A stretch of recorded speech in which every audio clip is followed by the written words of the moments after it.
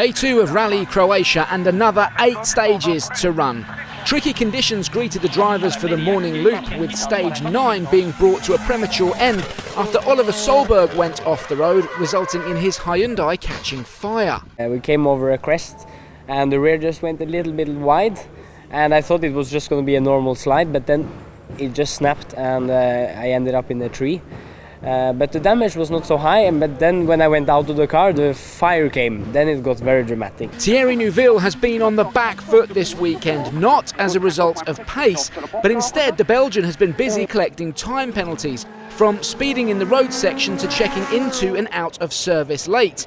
It's cost him big, dropping down to 4th overall, and he ended stage 10, 3.2 seconds off the pace. Yeah, the feeling was quite okay, but I had a heavy landing and I thought I was punctured on the rear, so at the end I had to back up a bit. We have to check, maybe we lost just some pressure in the tyre. Instead, it was Esa-Pekka Lappi who took the win, 6/10 quicker than teammate Elvin Evans.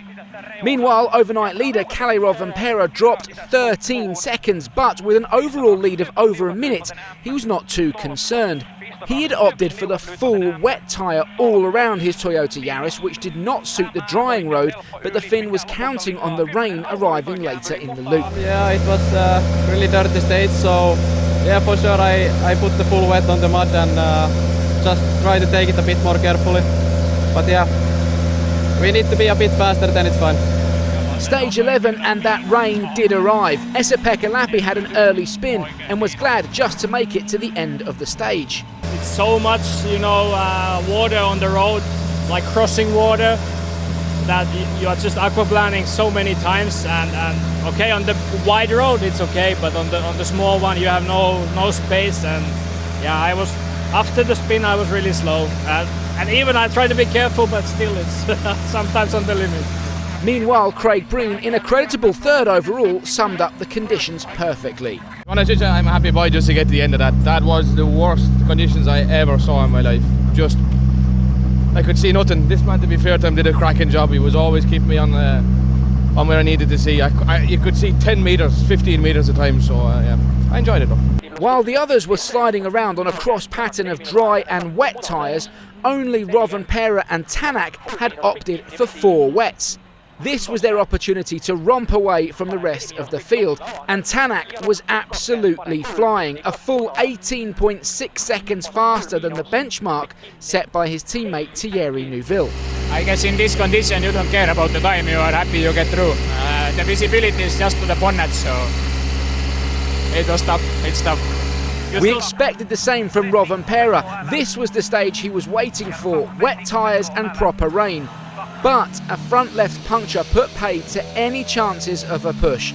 His overall lead was now down to 18.2 seconds from Tänak, a gap the Hyundai man reduced further to 16.8 by the end of stage 12. Tänak was now the man who was on a charge, and Rovanperä, for the first time this weekend, was on the back foot. He has been really fast today, so I think it's gonna be a tricky afternoon, but let's see what we can do. Into the afternoon loop, and Kalle Rovanperä was now driving to reduce the risk of getting another puncture. Tänak, meanwhile, continued to close the gap. By the end of stage 13, he was now just 13 seconds behind. Add to that, the fight for 3rd place was also raging between Thierry Neuville and Craig Breen. With stage 15 cancelled due to visibility issues, Neuville trailed Breen by just 5.9 seconds with 1 stage remaining today. Neuville kept the hammer down in the final stage and goes into tomorrow exactly 4.9 seconds behind the M Sport driver in the fight for 3rd. Well, I think we deserve it, so we should fight for it and get it, but it won't be easy. But up at the front, Kalle Rovanperä responded to the pressure of Ott Tänak, and despite the dirty road and the light starting to fade, the Finn went quickest to go into tomorrow with 20 seconds in hand. This is my reply. It was good stage. Difficult day, but yeah, now at the end of the day it was nice. Big push, and tomorrow will be difficult, but we will try our best. Can Kalle Rovanperä make it 2 wins in a row and extend his championship advantage? Just 4 stages and 54 kilometres to run on tomorrow's final day and the conclusion of Rally Croatia.